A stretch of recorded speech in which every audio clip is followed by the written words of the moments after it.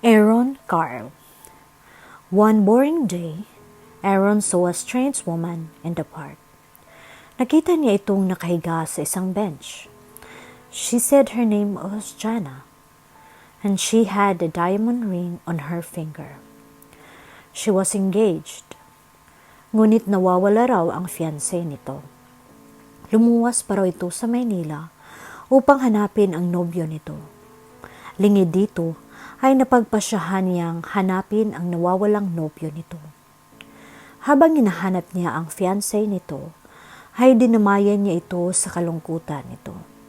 Pinasaya niya ito at tinulungan sa mga problema. Nagmisula siyang reliever ng fiancé nito.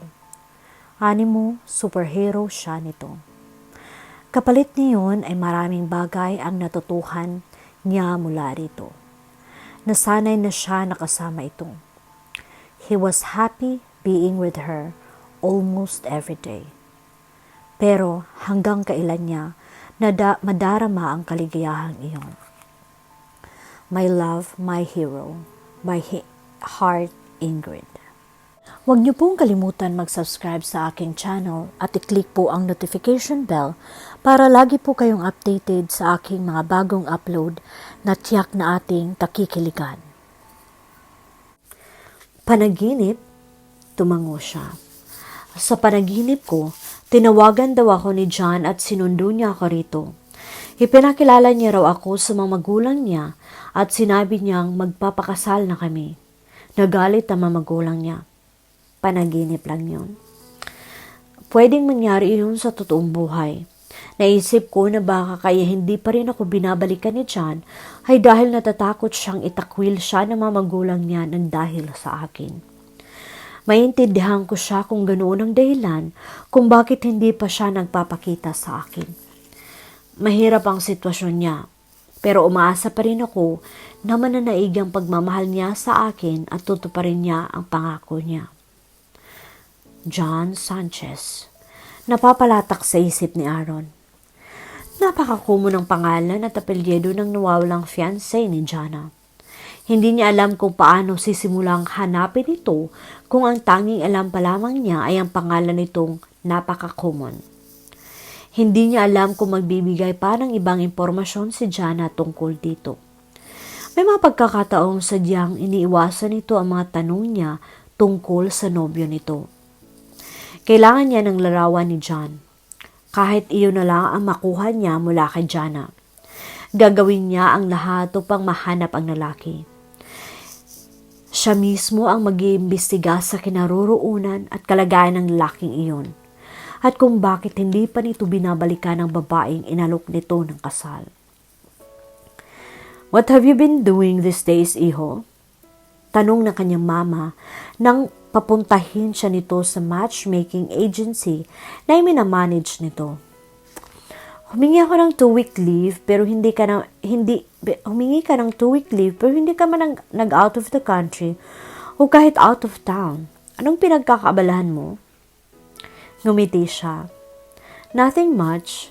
Hindi niya alam kung maintindihan siya nito kapag ikwinento niya ang tungkol sa pakikipagkaibigan niya kay Jana. Nothing much? Kung ganoon, pwede mo palang i-accommodate ang pakikipag-date? Ma, bakit parang hindi ka interesado? Are you seeing someone right now? No. Hindi naman sila nagdi-date ni Jana. Magkaibigan lang sila. So bakit parang ayaw mo makipag-date? Because I'm not interested in dating right now. I can't believe it. My playboy son is not interested in dating right now. Nagpakawala siya ng mahinang tawa. Hindi ako playboy, ma. Yasmin wants to meet you. Naipangako ko sa kanya na magpapa-arrange ako ng date para sa inyong dalawa. You promised her a date with me without consulting me first? I always do that, Aaron. Bakit ngayon ka lang nagrereklamo? Bumuntong hininga siya. Okay, pagbibigyan ko kayo. Makipag-date ako kay Yasmin. But this is the last time you'll set me up on a date with someone. Iho, alam mo namang kaligayahan ko nang ihanap ka ng match. Alam niyo naman na hindi kailangan mag-match ang dalawang tao para maging compatible sila sa love, di ba? Magkaibang personalidad na mamagulang niya, ngunit ang maito pa rin ang nagkatuluyan. Iyon ang nagbigay sa kanya ng ideya na sa pag-ibig ay walang match o hindi match. Let me find my own match, ma. Naglalakad si Jana at Aaron sa parke habang kumakain ng ice cream sa cone nang biglang bumuhos ang ulan.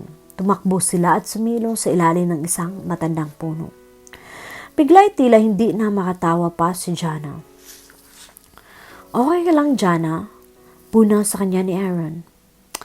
Hindi ko alam kung bakit nalulungkot ako tuwing umuulan. Aniya habang nakamasid sa mga tubig na pumapatak. Talaga? Oo, nakakalungkot para gusto kong umiyak. Bakit kaya? Hindi ko alam, basta nalulungkot ako kapag umuulan. Siguro at some point in your life, may nangyari sa iyo na hindi maganda habang umuulan kaya tuwing umuulan, nakakadama ka ng nostalgic feeling. Wala naman ako maalala na nangyari sa aking masama noong habang umuulan. Well, marami talagang bagay-bagay sa mundo na mahirap ipaliwanag kung saan nagmula o nagsimula. Kung paano nangyari kahit hindi sinadya. Maraming kababalaghan sa mundo. Tama ka, parang tayong dalawa. Sino bang mag-akala magiging magkaibigan tayo samantalang magkalayo tayo ng mundo? Destiny? Tadhana? Naalala mo yung nahulog sa bulsa ko ang car keys ko? Sinadya yun ng tadhana para bumalik ako at may lagtas kita. At yun ang naging mitsa ng pagkakaibigan natin. Nakakatuwa ang kapalaran, di ba? Kaya lang, minsan, may ginagawa siyang hindi maganda at nakakasakit sa damdamin ng mga tao. Lahat ng nangyayari sa buhay natin ay may dahilan, Jana. Mabuti man o masama. Later on, malalaman mo kung bakit nangyari ang mga iyon. Kung ganoon, may dahilan kung bakit hindi pa ako binabalikan ni John.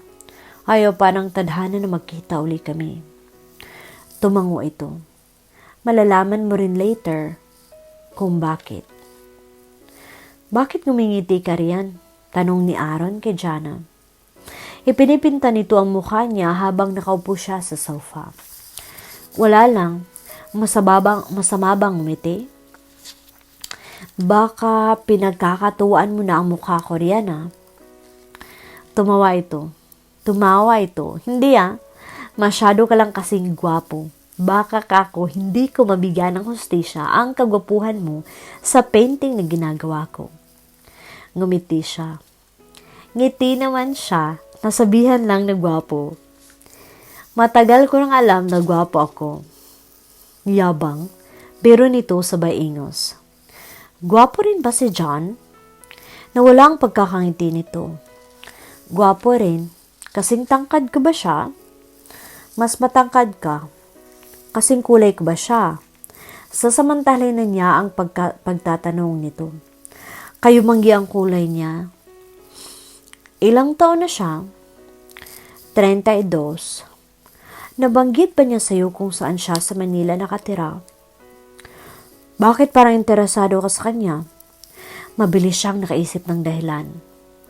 Baka kasi kakilala ko siya. May kakilala kang kapangalan niya? Meron, pagsisinungaling niya. Kaya ko itinatanong, baka kasi yung kakilala ko, iyon pala ang fiancé mo. Saan nakatira ang kakilala mo? Sa Quezon City. Naisip niyang isagot. Umiling ito. Hindi siya taga Quezon City, hindi ang kakilala mo ang nobyo ko. May picture ka ba niya? Sinulya pa nito ang backpack nito na nasa sofa. Bakit? Gusto mo siyang makita? Curious lang ako sa itsura niya. Huwag kang mag-alala, di hamak na mas gwapo ka kaysa kanya. Muli nitong itinaas ang brush at ipinagpatuloy ang pagpipinta. Tumahimik ka na, ha? Baka maipita ko rito na nakangaka. Mawawala ang kagupuhan mo. Nang umiti siya ay ngumiti rin ito. Kahit paano ay natuwa siya sa naging reaksyon nito. Tuwing napag-uusapan kasi nila si John ay laging lumulungkot ito at kung minsan ay nangingilid pa ang mga luha. Ngunit ngayon ay hindi na ito nagpapakita ng ganoong klaseng kalungkutan. Maya-maya ay nagpaalam ito na papasok sa banyo. Nasa bandang kusina ang banyo sa bahay na iyon, kaya lumayo ito. Sinulyapan niya ang backpack nito sa sofa. Nang tanungin niya kung may larawan ito ng nobyo nito ay tinapunan iyon ng tingin. Maaaring may larawan si John sa loob ng bag na iyon. Maingat na kinuha niya ang bag at binuksan iyon. May sketch pad at ilang lapis doon. May tuwalya rin, suklay, cologne at pantali sa buhok. Dinampot niya ang maliit na photo album na naroon at ibinuklat iyon. Unang buklat pa lamang niya ay nakita na niya ang larawan ni John. Nakaakpay si Jana. Puno ang album ng mga larawan ng dalawa. Wala man lang bakante. Tiyak niya na mahalata ni Jana kung may mababawas doon. Sa halip na kumuha ng isa ay kinuna na lamang niya ng isang larawan gamit ang cellphone niya. Nang makabalik si Jana ay nakabalik na rin siya sa pwesto niya. Habang ipinipinta siya ni Jana ay bumalik sa isip niya ang mga larawan sa photo album na pahapyaw niyang tinignan. It seemed Jana was really in love with John. Pinagpasta ni Jana ang mga bituin habang nakaupo sa yerong bubong at nakatingala sa kalangitan. Iyon na siguro ang gabi na may pinakamaraming bituin sa langit. Ang ganda ng mga bituin, aniya. At ang dami, dugtong ni Aaron na nasa tabi niya. Kapag ganitong mga pagkakataon, masarap mag-stargazing. Masarap nga talaga mag-stargazing. Lagi ko itong ginagawa kapag gabi at hindi pa ako nakatulog. Talaga, ang sabi nila, ang mga taong mahilig mag-stargazing, overly romantic daw. Romantiko? Tumango ito. Masyadong romantiko, naniniwala sa Cupido, sa love at first sight, sa endless love, etc. Siguro nga totoo yun, romantic nga akong tao. Naniniwala ko sa true love. Nabasa ko sa magazine, ang true love daw ay unconditional love. Malalaman mo ang true love, kung true love ang nararamdaman mo, kung nagmamahal ka pa rin kahit wala kang katugon. Halimbawa, mahal mo pa rin ang isang tao kahit alam mong may iba siyang mahal. Hindi true love ang tawag doon. Crazy love. Foolish love. Ngumiti siya at tumingin dito. Sana maranasan mo ang magmahal, Aaron. Kapag nagmahal ka, hindi mo na iintindihin kung tanga ka man o baliw sa paningin ng iba. Ang tanging mahalaga lang sa iyo ay ang makasama mo ang taong mahal mo, o di kaya naman ay ang makita siyang masaya sa piling ng taong mahal niya. Kahit hindi man ikaw iyon. Naisip niya si John, paano kaya kung may iba na itong mahal kaya hindi na siya binalikan nito? Kung magkakaganoon ay wala siyang magagawa kundi ang palayain at kalimutan na ito. Hindi niya alam kung bakit pakiramdam niya ay kaya na niyang tanggapin kung hindi man ito bumalik pa. Noong una niyang naisip ang posibilidad na iyon ay umiyak siya. Hindi niya tinanggap sa isip ang kaisipang iyon at umasam na babalik ito at tutuparin ang pangako sa kanya. Ngunit katakataka kung paanong bigla ay parang kaya na niyang tanggapin ang katotohanan. Ang rason kung bakit ayaw niyang hanapin ito ay pinili na lamang ang maghintay ay dahil natatakot siya na baka malaman niyang may iba na itong mahal at hindi na siya mahal nito. Kaya noong mag-alok ng tulong si Aaron upang hanapin si John para sa kanya ay tumanggi siya. Ngayon ay tila gusto na niyang hanapin si John.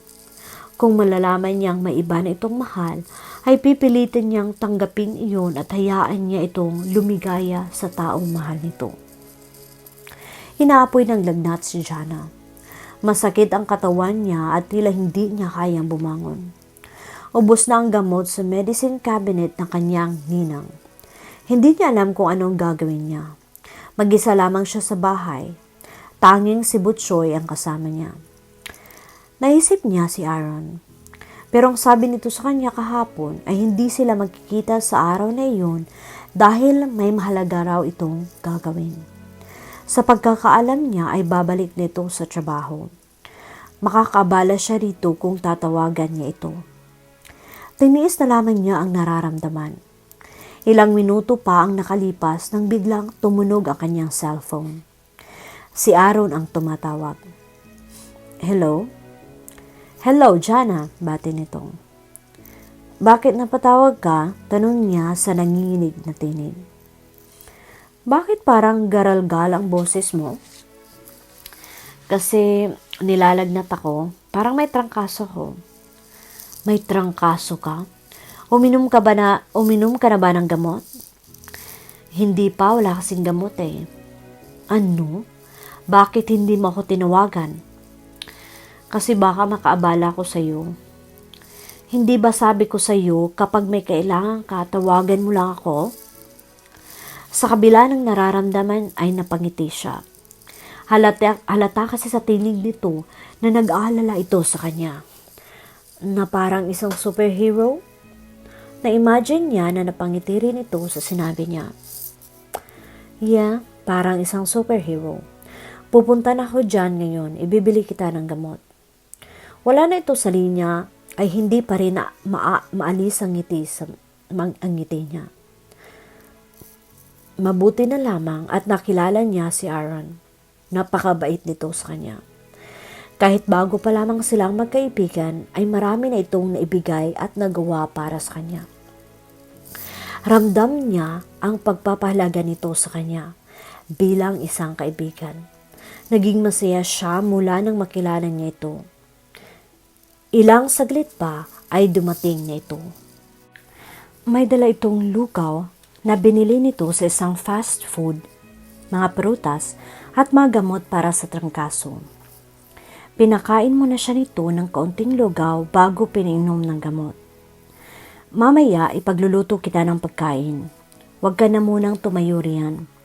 Kumain ka ng marami at uminom ng maraming tubig para mabilis kang gumaling.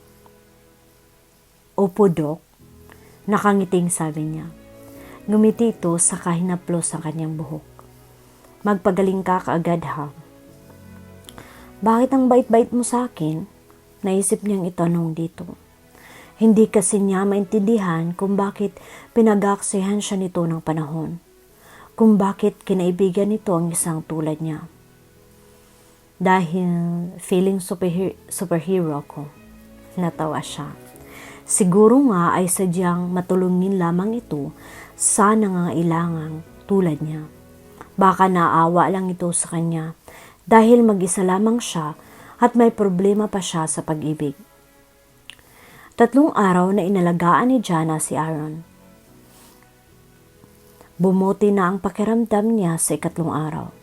3 araw na umaga pa lang ay nasa bahay na niya ito at gabing-gabi na akong umuwi. Sinamahan siya nito, hinalagaan habang may sakit siya. Ito ang nagluto ng mga pagkain niya. Na-touch siya sa concern nito sa kanya. Kung tutuusin ay hindi pa sila ganoon katagal na magkakilala, ngunit para na silang matalik na magkaibigan kung pagmalasakitan siya nito. Napaka-sweet nito. Napakaswerte talaga ng babaeng mamahalin nito. Prutas na naman, tukoy niya sa dala nitong pasalubong. Wala na akong sakit ha. Hindi lang may sakit ang dapat kumain ng prutas. Kumain ka ng orange everyday para may vitamin C ka at di ka madaling dapuan ng sakit. Salamat. Don't mention it. Mura lang ang mga yan. Hindi lang dito sa mga prutas. Salamat sa lahat-lahat. Sa pag-alaga mo sa akin, sa pagiging mabait mo sa akin, sa pagiging maalalahanin. Hindi ko inaasahan na pagkukulan mo ko ng ganitong klase ng atensyon. Salamat talaga. Ngumiti ito. Tama na, baka maiyak pa ako. Natawa siya. Ibinigay niya rito ang easel board na binabalot niya sa diaryo. Is this... Buksan mo na. Akala ko ba hindi pa tapos? Kabisado ko na ang mukha mo. Hindi ko na kailangan pang kopyahin. Wow! Sambit nito nang mabuksan ang painting board at makita ang painting niya. It's beautiful. Magaling ka talaga. Salamat, natutuwa ako na nagustuhan mo. Mag-paint ka pa, Jana. Mag-paint ka ng kahit anong gusto mo. You are very good. Gusto kong ipagpatuloy mo ang pagpipinta. Na gamitin mo ang talent mo. Sige, para sa'yo, magpipinta pa ako. Good. Muli nitong tiningnan ang painting. Ipapakwadro ko ito at ilalagay sa office ko. Salamat, Tito Jana. Naniniwala ka ba sa soulmate? Tanong ni Jana kay Aaron habang magkatabi silang nakaupo sa bubong at nakatingala sa mabituin sa langit. Magkadikit ang mabalikat at mga braso nila habang kapwa-yakap ang nakabaluktot na mga binti. Soulmate? Siguro. Ang soulmate daw ay pwedeng kaibigan o romantic partner. Sa tingin ko, ikaw ang soulmate ko. Tayo ang mag-soulmates. Paano mo naman nasabi yan? Tumingin siya rito. Nakita niya ang tila naaliw ng ngiti nito. Kasi, kahit hindi pa tayo lubusang magkakilala at hindi pa rin tayo matagal na nagkakasama, magaan na ang loob natin sa isa't isa. Parang matagal na tayong magkaibigan. Kaya siguro ikaw ang soulmate ko. Siguro nga. Alam mo ba noong may sakit ka, bigla akong nagkaroon ng urge sa tawagan ka. Parang may nag-utos sa akin na gawin yun. Iyon pala, may sakit ka pala at kailangan mo ko. Nakakatuwa. Diba? Nagkita lang tayo sa parke isang araw. Tapos iniligtas mo ako sa masasamang tao. Ngayon, nalaman nating tayo pala ang mag-soulmate. Hindi ito sumagot. Nakatitig lang sa kanya. Pinagbastan niya sa malapitan ang mukha nito. Sa kabila ng kadiliman ay kitang-kita niya ang kagwapuhan nito. Bihira na ang lalaking tulad nito sa panahon ngayon. Gwapo, makisig, matalino, mayaman, maginoo at mabait pa. Masasabi niyang perpekto na iyon. Bakit mo ako tinitingnan ng ganyan? Tanong nito. Ang gwapo mo kasi. Aniya sabay hagikik. Ikaw rin, Jana, maganda ka. Talaga? Oo, napakaswerte ni John sa'yo. Kaya hindi ko maintindihan kung bakit hindi ka pa rin niya binabalikan hanggang ngayon. Hindi siguro niya alam kung ano ang pinapakawalan niya. Naglaho ang ngiti sa mga labi niya. Ibang klase kasi ang pagkakatitig nito sa kanya. Parang hindi yung tingin ng isang kaibigan lang. Hinaplos nito ang buhok niya habang naglalakbay ang mga mata sa bawat parte ng mukha niya. Pagkatapos ay lumapit ang kamay nito sa kanyang pisngi. Masuyong hinaplos nito ang pisngi niya habang nakatitig sa mga mata niya. Kumabog ang dibdib niya nang bumaba ang tingin nito sa kanyang mga labi. Naalarma siya ngunit hindi niya maintindihan ang pag-asam na sumibol sa dibdib niya nang maisip na baka hagkan siya nito. Ang mga mata nito ay tila humihingi ng permeso upang hagkan siya. Ang dapat niyang gawin ay mag-iwas ng tingin dito upang malaman nito na hindi siya sang-ayon sa tila gustong mangyari nito. Kaya lamang ay hindi niya magawang kumilos. Hindi rin siya makapagbigay ng ekspresyon ng pagtutol. Nang bumaba ang mukha nito ay nabigla pa siya sa ginawa niya. Pumikit siya at hinintay ang pagdampi na malabi nito sa mga labi niya. Ikinabigla niya ang nadama niya nang simsimin nito ang malabi niya. Kahit kailan ay hindi niya naisip na mangyayari iyon sa pagitan nila, ngunit nang maramdaman niya ang halik nito, pakiramdam niya ay matagal na niyang hinihintay iyon. Mabini lamang ang halik nito. Tila nananan siya, tila naglalambing. Naramdaman niya ang pagtungo ng kamay nito sa likod ng kanyang ulo. Kasabay niyon ay ang pag-iba ng paraan ng paghalik nito. Naging mapag-angkin ang mga labi nito. Pakiramdam niya ay bigla siyang nilagnat nang lumalim ang halik nito. Walang ibang nasa isip niya ng mga sandaling iyon, kundi ang kakaibang klase ng kasiyahang dulot ng halik na iyon sa dibdib niya. Katakatakang hindi niya nadama ang ganoong intensidad ng damdamin noong mga panahong hinahagkan siya ni John. Si John. Nang maisip niya ito ay bumitiw siya sa mga labi ni Aaron. Bakit siya nagpahalik sa hindi niya nobyo? Kaibigan lang lamang niya si Aaron. Si John ang nobyo niya. Hindi pa sila formal na naghiwalay, kaya nobya pa rin siya nito. At dahil doon ay hindi siya dapat nagpapahalik sa ibang lalaki. Umuwi ka na, Aaron. Aniya at tumayo na. Pumasok na siya sa bintana nang hindi ito nililingon.